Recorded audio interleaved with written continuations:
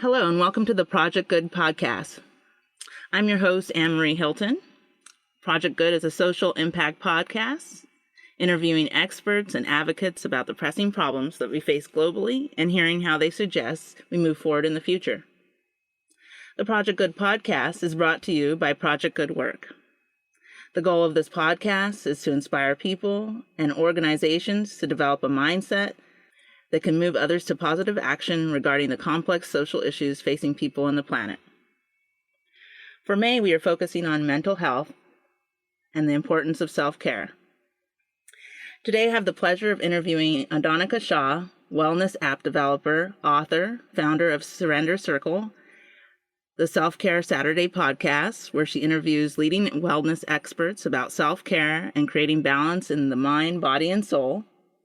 Ms. Shaw is the author of Depressed to Daring, a mindset guide for women to defeat anxiety and depression and gain control over their life and career. Let's get into the interview.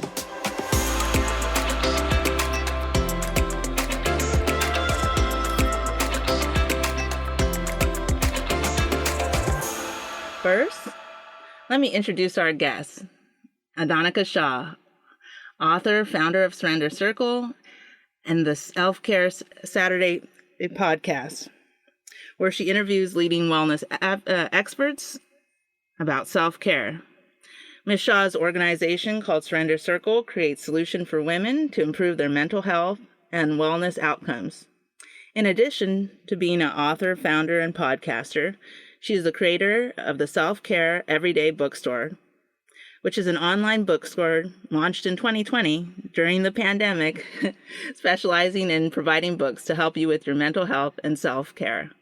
Welcome, Adonica. Hi, I'm happy to be here. Excited to chat with all of you guys today.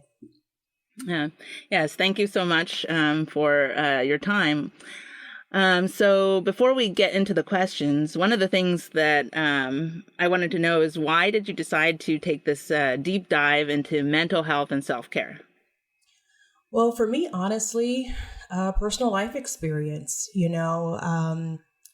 through my work with Surrender Circle, or honestly, even the ideation for the company came from me getting to this place in my life where what I was doing, the way I was thinking about myself, my personal habits and the way I ate, what I was drinking, the friends that I had in my orbit, my day-to-day life, it just was getting to the place of being unmanageable and, quite frankly, not always making me feel my best or making me feel balanced and healthy. And so I got to this place where I needed to surrender.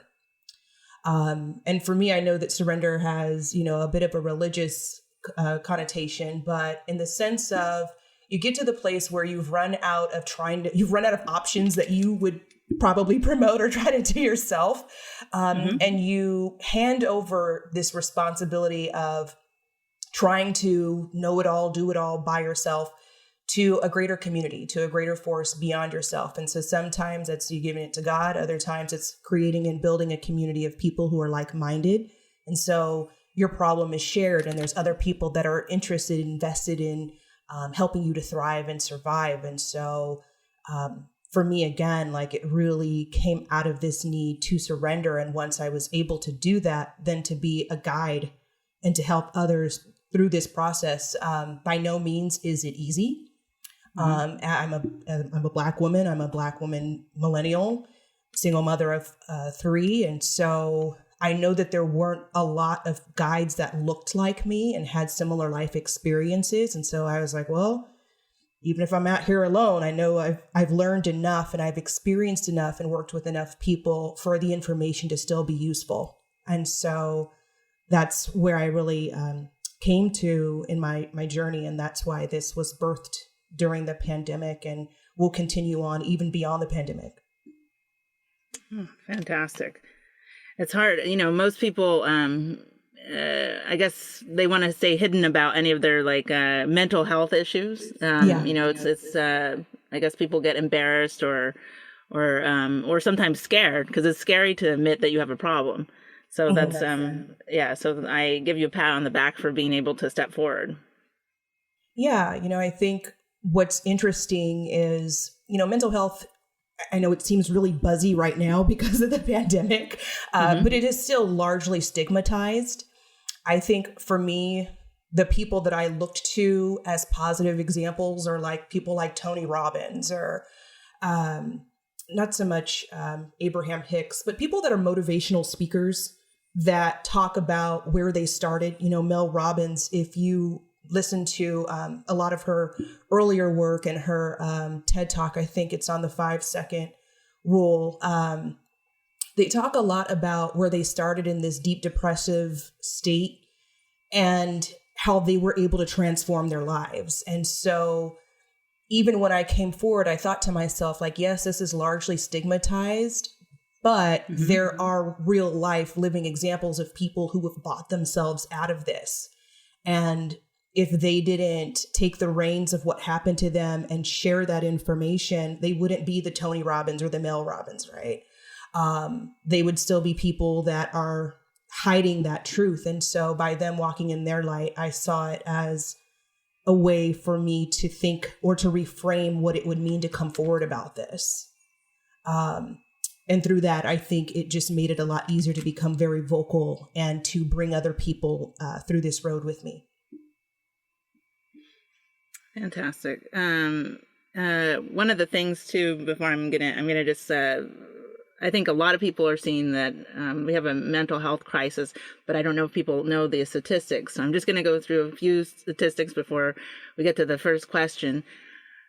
So right now, about 24% of adults with mental illness are not able to get treatment, and it's increasing, obviously, because right now a lot of people are losing their health insurance. We have an increase of 19% of adults are experiencing mental illness. And that was before COVID, and now it's jumped an exponential amount of percents. We have about 60% of our youth suffer from some type of depression. That's crazy. that one made me like almost cry. And about 1 in 3 of those are going without treatment. And then about 27% of those have severe depression. So why do you think, why do you think that we are having these crises in mental health? It was happening before COVID. What do you think are the 3 main factors? Well, a couple of things. I think part of it is that some of this was already there. I think it was there and it was underreported because of the stigma. And I think the pandemic almost pushed people to the point of them not having a choice but to report it for their own safety and sanity. I think so that's thing number one. Like, it's not to say that I think the numbers only jumped because of the pandemic. I do think, again, a lot of it was just really underreported. And now that people are starting to feel a little bit more comfortable and confident, seeing their friends, neighbors, seeing all of the ads on social media from the various mental health platforms and apps that have really emerged in this last year, that people are more confident reaching out for help, and they feel a little bit better about admitting that there's some information that they may need in order to feel better, to feel more balanced. And so I think that's one of those things. And in terms of the other factors that could be contributing to it, I want to be clear, like, I think that there are many. I don't know that there's just 3, and I almost even shy away from just naming 3, right? Because I don't want somebody to hear this and say, oh, well, I didn't hear mine. Oh, no, I was just saying if you have any of the 3 main things that you've heard.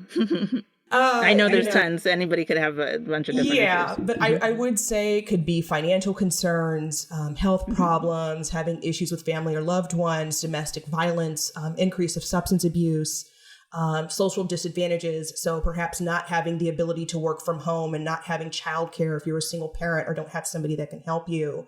If you already had stress pre-pandemic, having that stress be prolonged for over a year and not really knowing when things are going to let up. Those other factors, I think, have definitely contributed to people coming forward and being far more vocal than before. Why do you think, especially one of the things that people have noticed is that young people and children at very young ages, I even know in elementary school, are starting to suffer from depression? Do you think that is just coming off of the like of the adults that they're surrounded, or do you think that there's something deeper going on? I do think it can be contributed to from the adults.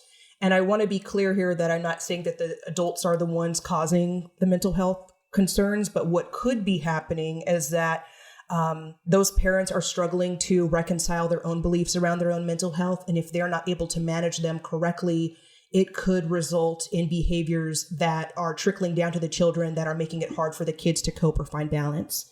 So I do think that the reports of them having higher statistics of mental health illnesses and health concerns are there. But I would say that it could also be the result of the parent not really having the support that they need to support themselves. And thus it makes it harder to support a child through that. You know, I think one thing I've seen, unfortunately, and especially this last year, is that parents who are still even struggling to admit that they are at risk for mental health concerns or mental illness, acting as though it doesn't exist. And so they don't see how some of those behaviors trickle down to their kids. And so when the parent refuses to get help, then what happens? You know, and so then the parent could deny that the kid's having a problem, you know. It's just been a really interesting year in the way that people have responded or not. I think we're going to see that impact the statistics in the years to come. Okay. That kind of leads to my next question. So do you think that this mental health crisis will continue to grow after COVID-19? I do think it's going to continue to grow. But again, I want to state that part of it is that some of that information was already there and just underreported. I think the lasting impact of the pandemic is going to be at least 5 years. If you think about it, there's children that have missed an entire year of school where a lot of social emotional learning does take place. They've been around their families for an entire year.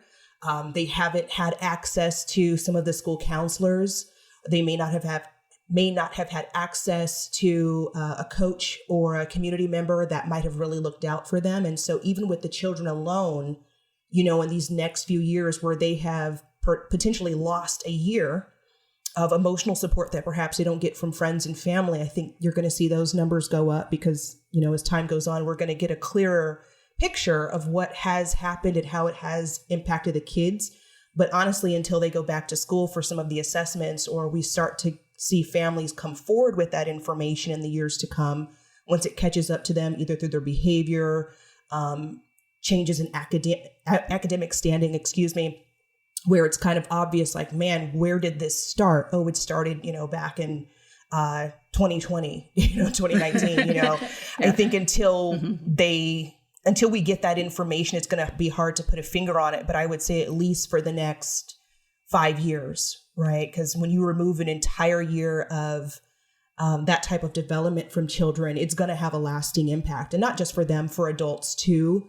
I will say the benefit of being an adult, like we have access to the internet, or for those of us that do, there are a lot of resources out there that have made it a lot easier to seek help at this time. But it's not to say that everybody who has experienced mental health concerns in this last year has come to grips with it or has sought that help. And so I would imagine as life pivots again in this next 6 to 9 months that we'll see more cases come forward and more people perhaps being more willing to discuss what they're feeling.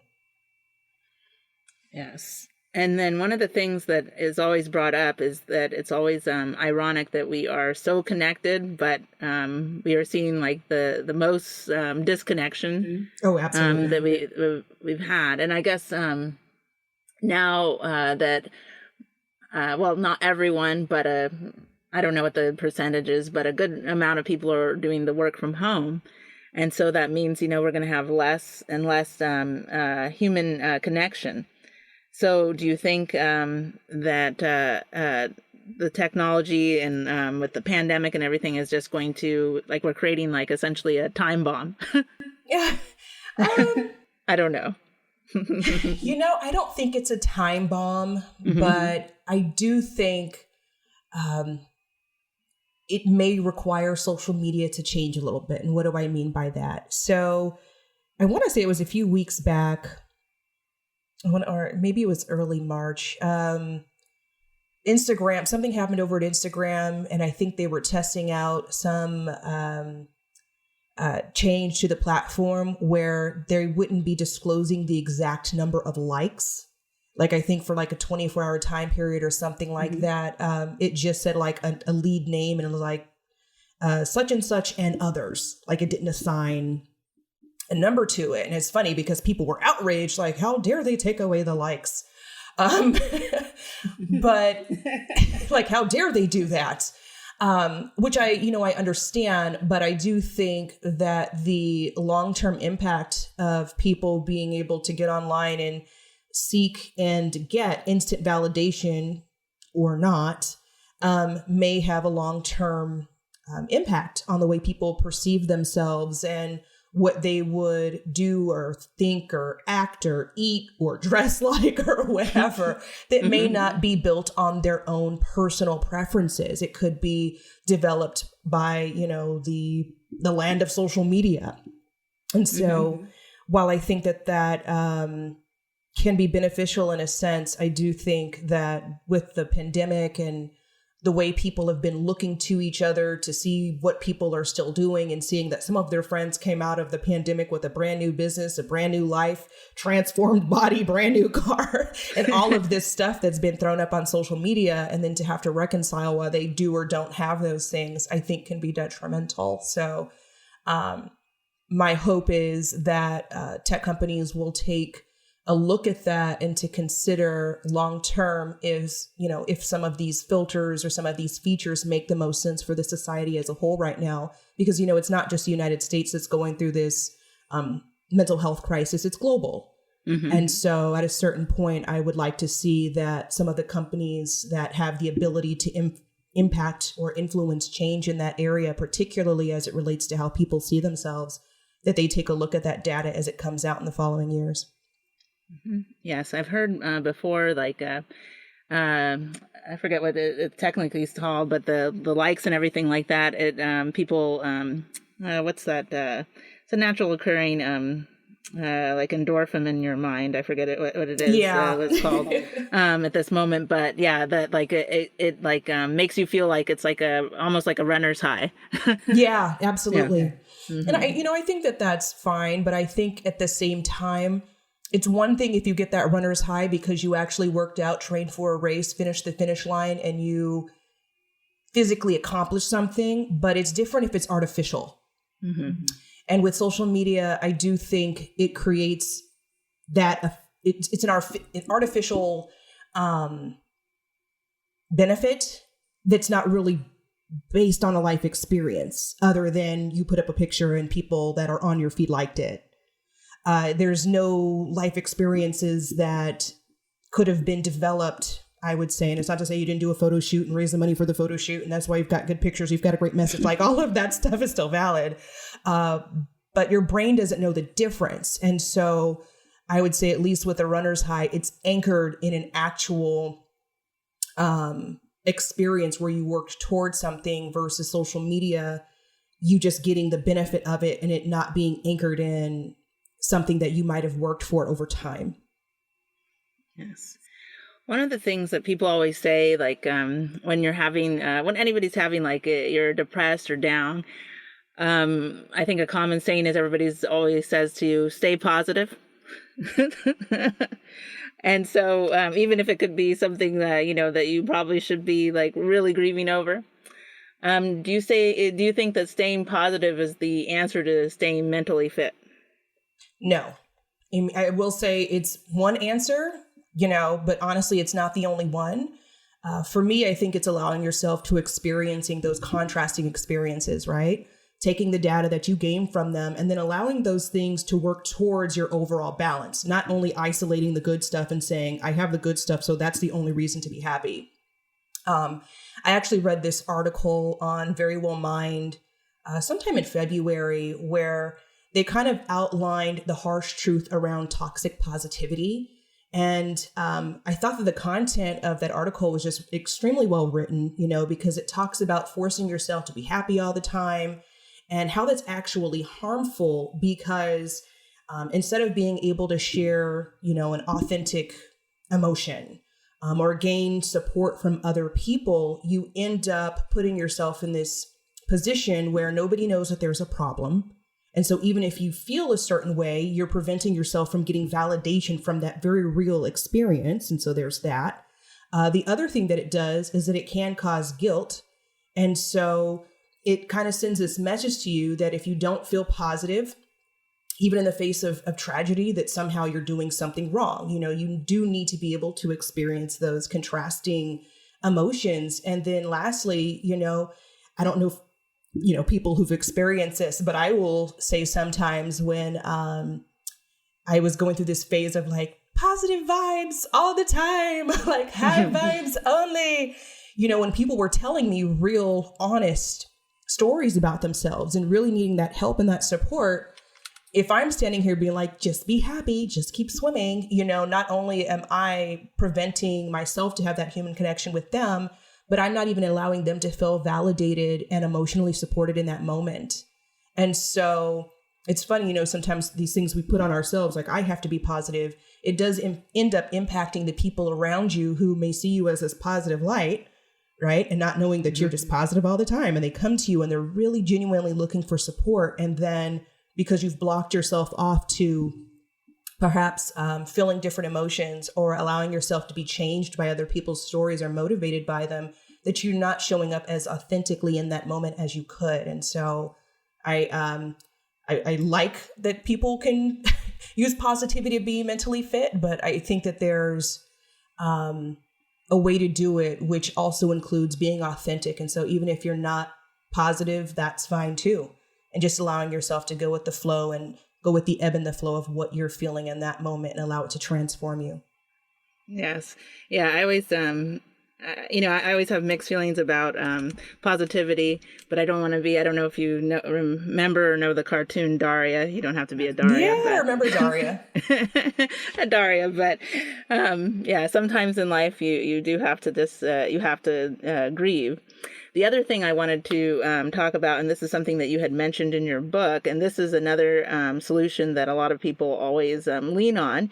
You mentioned that that you had used exercise, that at first it was helping you mentally, but then when another issue came up, that you found out it wasn't what you needed. I guess how are all these things that we're told to focus on, how do they hurt us? Well, I do want to be clear that exercise does have a profound positive impact on depression, anxiety, ADHD, and there's obviously a lot of research that indicates that exercising can help you make a difference with your stress. It can help you improve your memory, helps you sleep better, boost your mood, all of that good stuff. And so while that is very true, I found that, yes, that's nice, but it didn't help me build better emotional strategies. So for example, yes, it's wonderful that, you go on this big endorphin high after you've worked out, but that didn't help me if I was triggered with something, or if I had a painful memory come up, or if there was a truth about myself that I needed to understand, unpack, and reframe so that I can move beyond certain behaviors or habits. Like the exercise is like, what does that have to do with it? It doesn't. And so for me, I would say, I think that there's this misconception that in order for us to kind of do better, we have to, again, look for this way to avoid negative feelings. And I know I can't speak for other people, but for me, this at the very beginning led to a lot of avoidant behaviors, which prevented me from accepting valid feedback that could have been incredibly valuable and helped me to perform better in certain professional environments, as well as really to address some of the things that were triggering within me when somebody would give me like critical pieces of advice. You can't exercise that away. You have to change the behavior.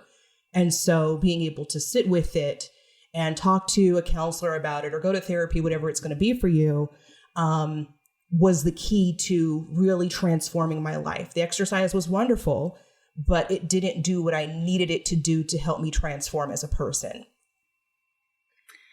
Yes. And so in your book, Depressed to Daring, you talk about developing emotional agility. Can you explain what that is? So I think just, it sounds super heady, right? But it's the ability to be emotionally flexible, right? So if you think about an athlete that's agile, like a gymnast or, track athlete, they're quick on their feet, they're light footed, they can move around easily. And so in an emotional sense, it's that when you're faced with a situation that feels bad, you can react to it with ease as opposed to being fixed or unmoving. And so if somebody comes to you and they're hyper emotional, right? You can work with that emotion instead of being stone faced or stone cold to it. As a professional skill set, I would say that it can help you to move through emotions, particularly if you're really angry or frustrated in a really high stake situation or high pressure environment, to take what you need to take from that particular instance. Again, take it in as data, dissect it at a later time when you're ready to dig into it, but then also be able to detach and move forward without holding that grudge or allowing it to bar you from keeping yourself at the table or keeping yourself in an opportunity even that, if you let your emotions get the best of you, it will nix you out and it takes you out of the running. And so for me, I found that as a tool, particularly as a woman, that it was quite beneficial, because I can't speak for all women, but I will say sometimes, we can be really emotional. And when you really get into some of the opportunities that women are trying to, aspire to at this time, whether, it's getting on a certain board that's been traditionally headed up by men, running for office, being in environments that, again, even in finance, even where there haven't traditionally been a lot of women, you have to go into those environments and know how to manage yourself and your emotions in them. And as a tool, again, I just found it to be incredibly beneficial. Instead of only relying on my emotions to do my guide work for me, it was like, no, you need to be able to stand here and burn with the pain of being wrong here for a minute or needing to just take this in, listen to what you're being told, and then act accordingly. I think it was incredibly beneficial to me, and emotional agility, again, as a skill set, I think can be really beneficial to people, whether or not you're a woman. But I found it as something that really helped me a lot in business. Yeah. And also as a woman and just knowing women, we're always told to lean into our intuition and our feelings. So it's when you were mentioning that in the book, I was like, that's kind of it's definitely something that is a challenge and hard, because it's almost like you have to disconnect yourself a little bit from everything that you've been taught. And I don't want to say disconnect yourself from being a woman, but I guess take the emotion out of it. So I was finding that part a little bit difficult, but then I guess was relieved a little bit when you said, you can do some emotional purging. Yeah. So I was like, at least I can come back and balance it out. So can you explain to our listeners about emotional purging and why it's important? So emotional purging is just like taking out the trash, right? If you have a house and you've got a bunch of trash just building up, eventually it has to go outside. And so similarly, if you go through a lot of experiences where perhaps you felt that you were done unfairly, you felt that something was unjust or you didn't agree, if you don't say anything or you don't let those emotions out, they end up staying in your body. Not only does that have a negative impact on your body, but it has an impact on your mental health and your mindset as well. And so the purging is the letting out of those emotions. Now, I think there's a different way. Everybody has their own way of needing to do this. But if there is a way to get the information out regularly or get the feelings, the pain out regularly, I would recommend that. I talk a little bit about it in my book too, but when I was going through my divorce a few years ago, I just had all of this built up, pent up energy in my body some nights, just thinking about, just the ups and downs of the relationship. And I think that's normal for anybody that goes through a divorce. There's these ebbs and flows of needing to just release the pain so you can move forward. and I ended up getting piñatas. And I used them. I'm so serious. I used them to help me get that energy out of my body and to release just that pent up anger and feelings sometimes.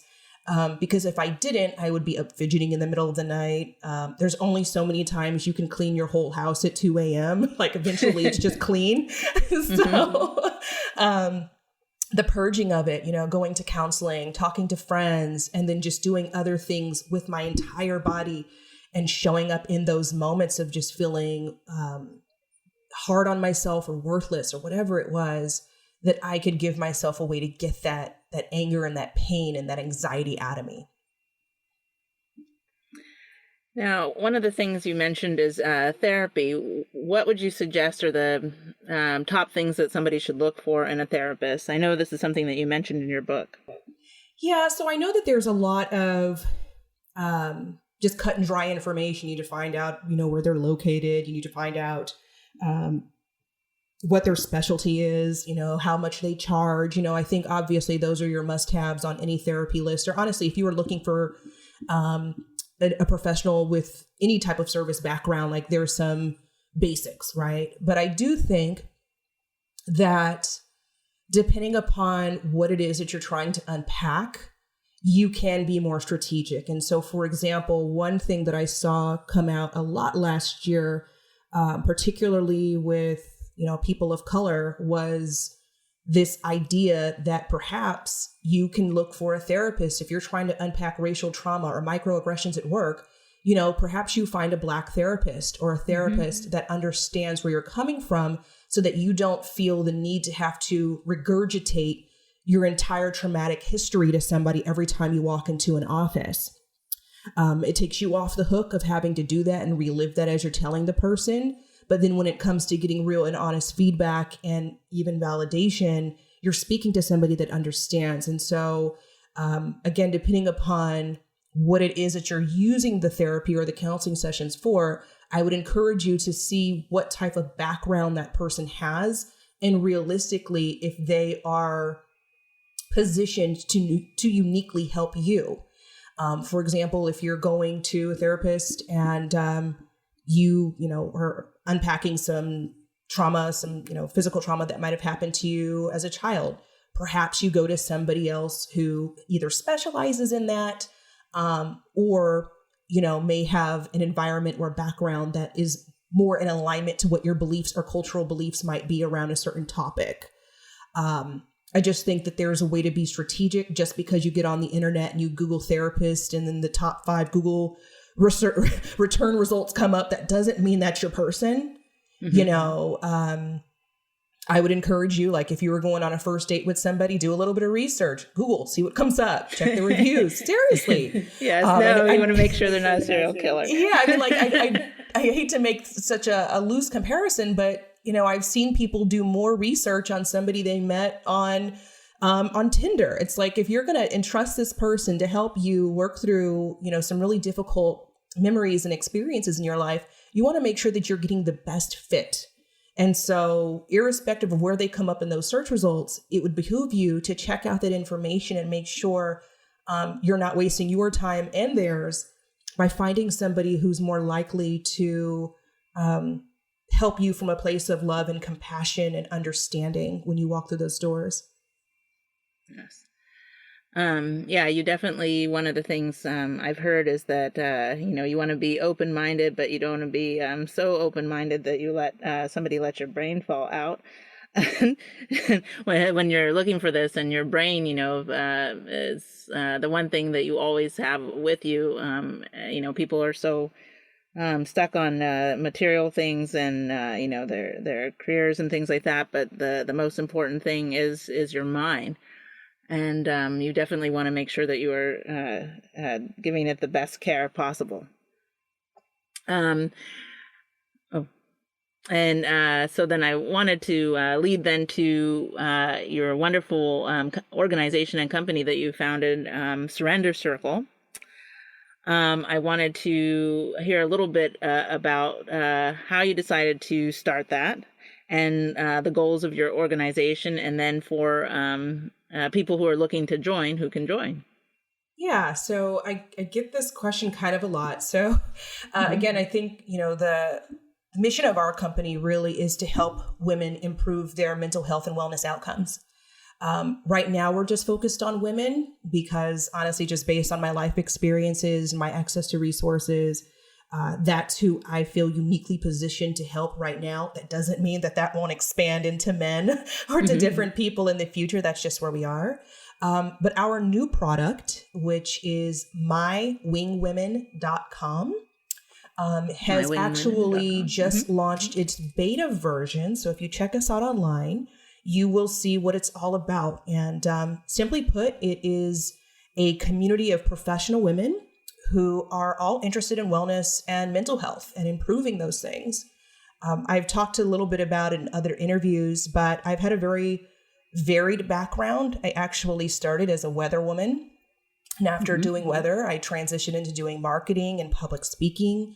I've obviously written a book. I run for office. I've given several TED Talks. And so in all of these environments, while you would think that they'd be incredibly different, just given the industry types, they weren't, particularly for other women that I ran into and how that stress really impacted each of us. And so for me, I thought, I wanted to create this safe space where professional women who were, either coming into power or in this, I'm going to break the glass ceiling in my industry type mindset, had a place where they can come to and get peer support from one another.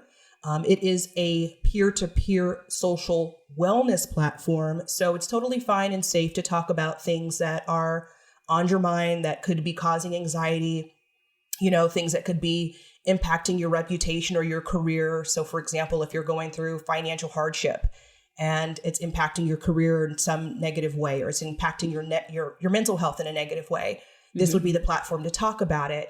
Our forums allow each of the members to, put content on there or to ask questions anonymously, which I think is fantastic because sometimes you just want help and you don't want people to know. And then, to have that follow you around in your career. And so it was just incredibly important to me to make sure that for women who didn't have a support system around them or who came from families, where mental health is still very highly stigmatized or just honestly don't want to tell people their business, where they could get that support and that help.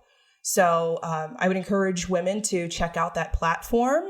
It's free for now, but it's not to say that before the end of the year that we won't start membership tiers for different members for the community. But again, it's there for you as a resource to get feedback, to purge if you need to, and to find that community of people that are really going to get it, even if you don't have others around you that do. That's wonderful. So it's so My Winged Women.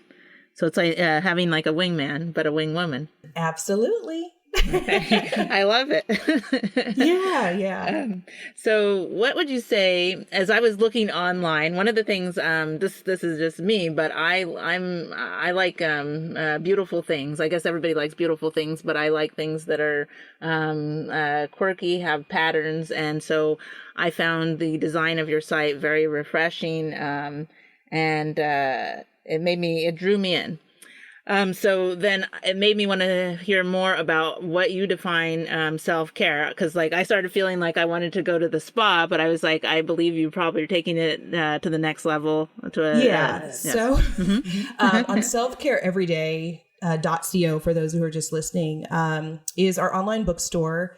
And it does take self-care to the next level in that this past year, particularly like at the beginning of the pandemic, people are like, self-care can be anything. Go do yoga, go drink tea. Yes, that's wonderful.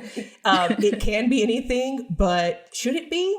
Probably not. So for example, if you were going to try to lose weight or build muscle, you can go to the gym and just start getting on machines, but it might be more beneficial if you had a guide or a coach, right?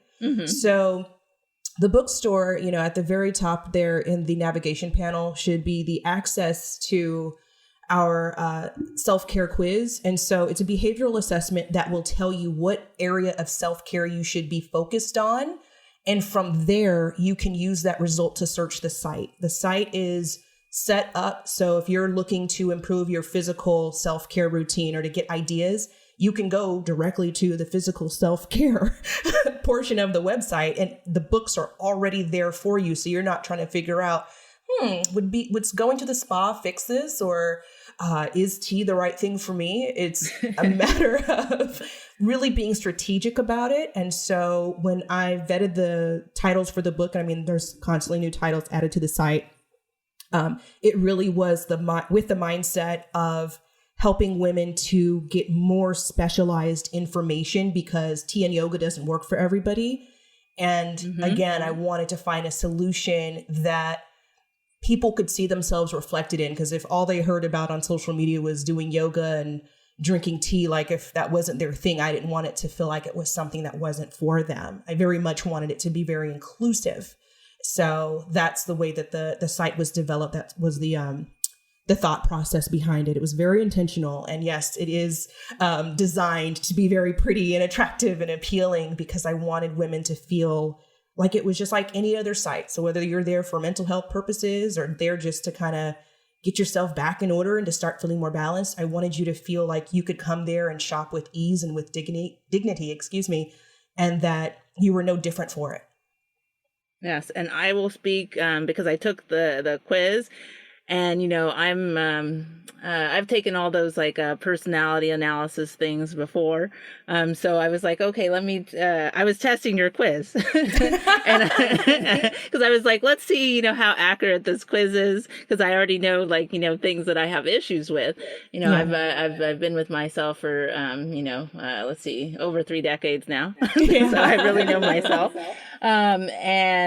So the quiz, I took the quiz, and it was very, very, it was spot on. I was like, yeah, that is an issue that I've struggled with over and over.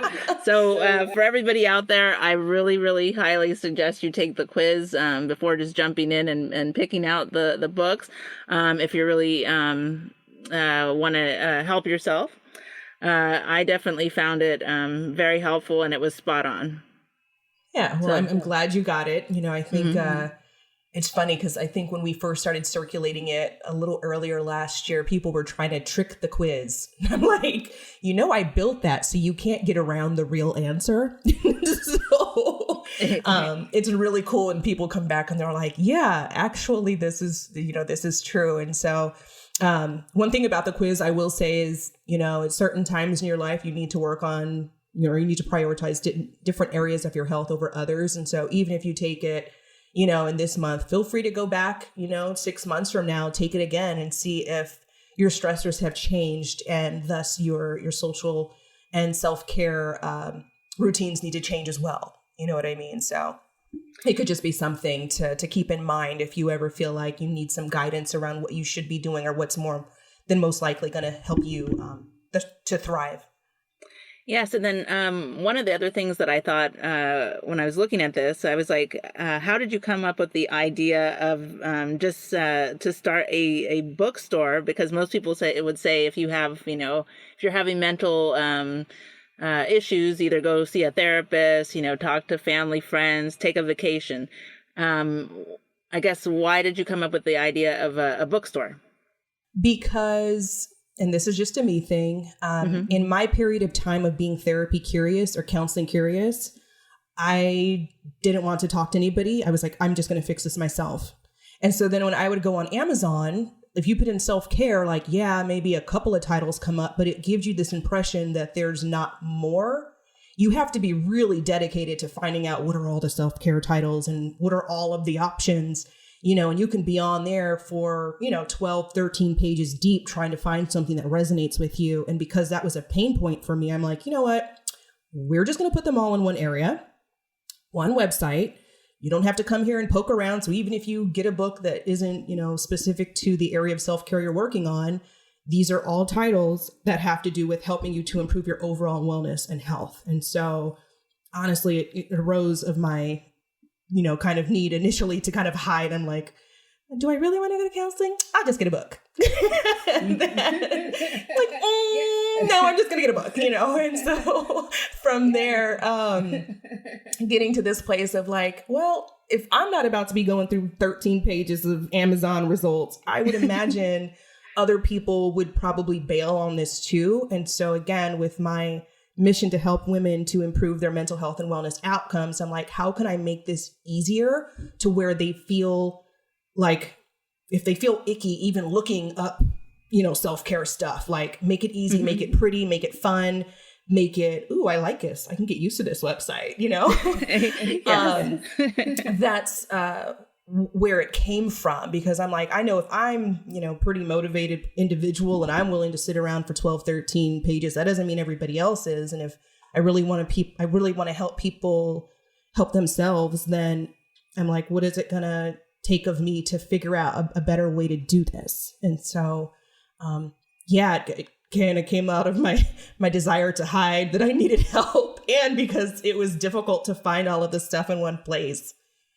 Yes, no, I love it. It's genius. And I was like, it's, it makes something that is so complex, right? Because there's so many things that are causing people depression, anxiety, and then obviously there's a, negative stigma to mental health. It simplified it, and it made it fun. It made mental health fun. I'm about to make mental health sexy. Y'all just ain't got no idea yet. You know what I mean? Like, yes, no, it was, I was like, I was like, why didn't anybody think about this? Because the truth is, like, you see, I'm just taking this from, obviously I haven't been in everybody's therapy sessions, but the typical stereotypical thing on, like movies and TV when people are the therapist, right? And the therapist like looks bored out of their mind listening like to one person to the next person. They're like, and then the therapist, whenever you want to see the therapist have their like internal monologue, like, like it doesn't, like, I feel like the therapist is like, they just have to like help themselves, or, if they want to fix it, they're going to have to make this change. That's what all therapists are probably thinking in their mind. Yeah. And so this puts that, the power to, help yourself and not have to go through like the clinical feeling, like in your hands. And so I think it's beautiful. I love it. Yeah. Well, I'm happy you do. And again, I think for me, it's just a matter of making people feel loved, making them feel like, you know what, I can do this, and it kind of came out of my own pain points, but I was like, okay, well, I'm going to build it. And if I build it, they will come. And it's just been a really refreshing life experience. And I'm just excited that more people are able to use it for their own mental health and self-care journey, because that really was the goal. Like, I don't know who else in your family is going to help you, but I will. So that's where it came from. Yeah, no, that's perfect. What would you say is the best piece of advice you could give to people that are suffering because of the pandemic? Well, I have 3 pieces of advice, honestly. The first is to really take advantage of the time that you have right now, especially if you are working from home. Pre-pandemic, I would say it was probably a little harder to get away for an afternoon and go go and see a therapist or go to a counseling session or whatever it was. But if you're working from home, there are a number of apps that you can just download straight on your phone for a telehealth consultation or session or whatever it is. Even just looking at my phone, I just recently downloaded a new app that I heard about recently. Let me just go over it. It's called Sesh, which is really cool. I would check it out if I were you guys. There's also BetterHelp. There's Talkspace, there's Headspace, there's Calm. Like, there's a lot of apps that are out there. And so if you have time and, 15, 20 minutes during the day when you can be away from your kids or family, whoever else is in the house with you, it's an easy time to connect. So that's a piece of advice number 1. Number 2, build a community. I do realize it's not easy or sometimes always in your best interest to divulge all of your concerns to friends and family, especially since some of these people can only guide you from their level of understanding and knowledge when it comes to mental health, that is. But that doesn't mean that there aren't other people out there that have a shared life experience that will get it. And I would encourage you to seek out those support systems. I think you can obviously go through a lot of social media networks and platforms. You can do hashtag searches. You can get on Facebook groups.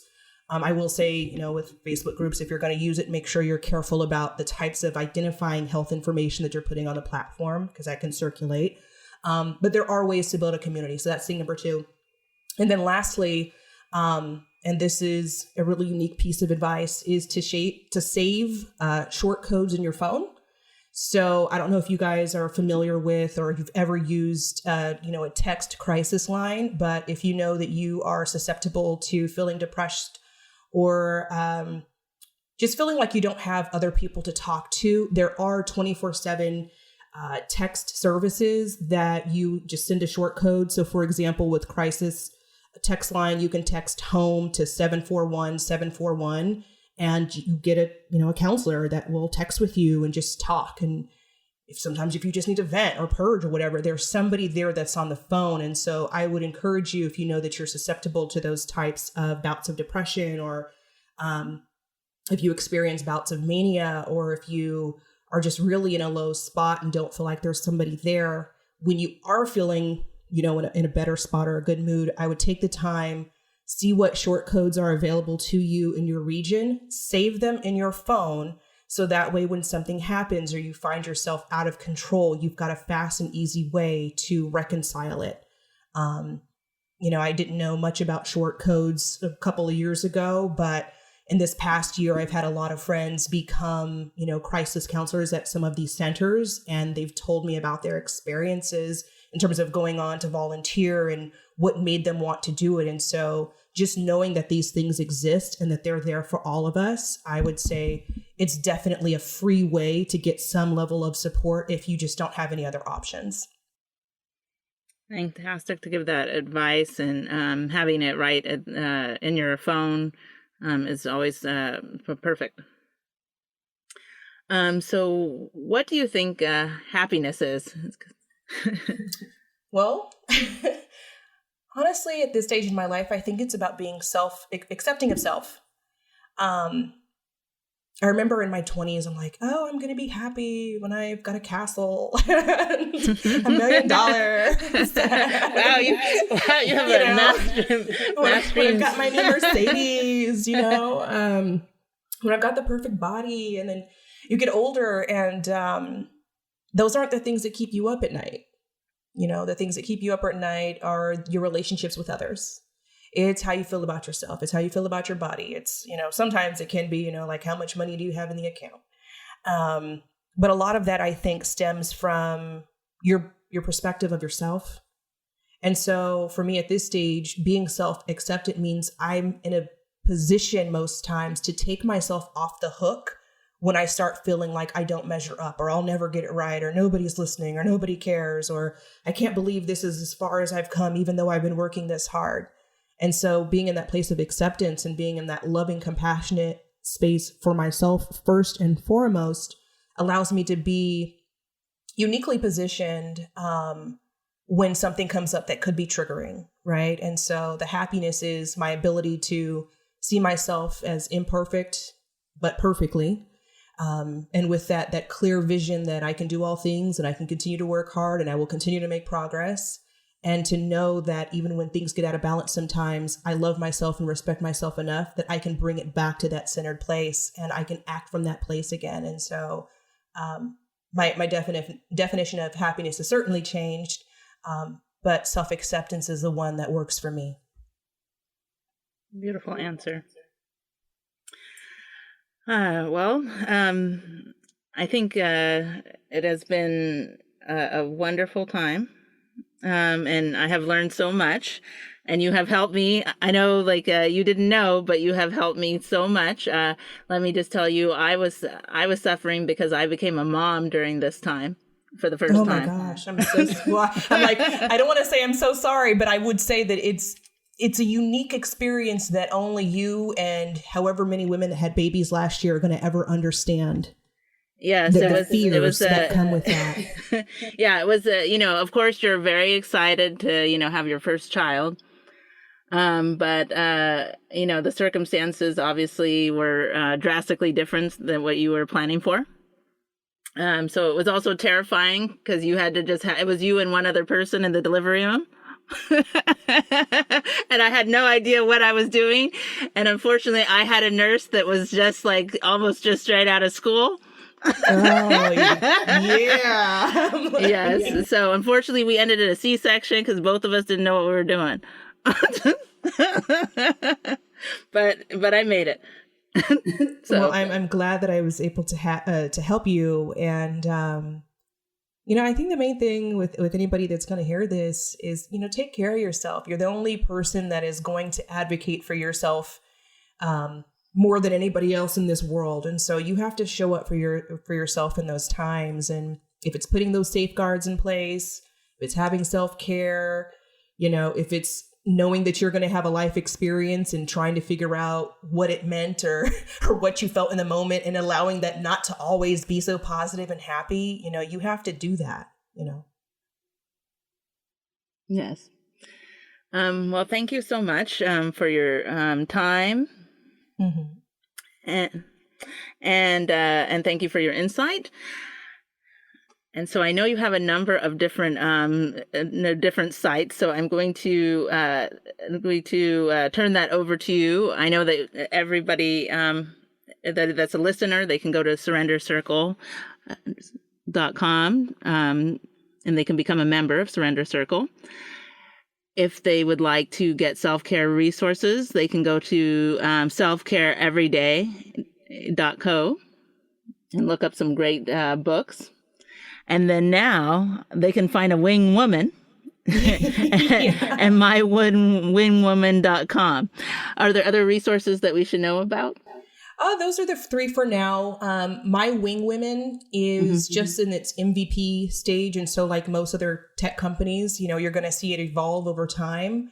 What I think is really unique about the platform, in addition to, like I stated, having the ability to post anonymously and have, still have the support of other professional women, is that we are going to be implementing our own text integration into the platform. So even if you don't remember those short codes and you are having a moment when you're on my platform, I want you to be able to get help and get it really easily and do it in a way that's compassionate with you and for you. And so that's something I'm definitely looking forward to. And I would encourage anybody who's even remotely curious about what we're up to check it out. It's mywingwomen with an E, so plural.com. And stay with us as we grow, and if you've got feedback that could be really beneficial to people who might need this type of platform or service, feel free to email it through our website. I'm just excited to help others be well. If you have a passion for an unserved community, a social justice problem, or simply want to change minds, contact Project Good Work at projectgood.work to start your project of change today. To our listeners, thanks for tuning in to Project Good, where we are focused on what matters.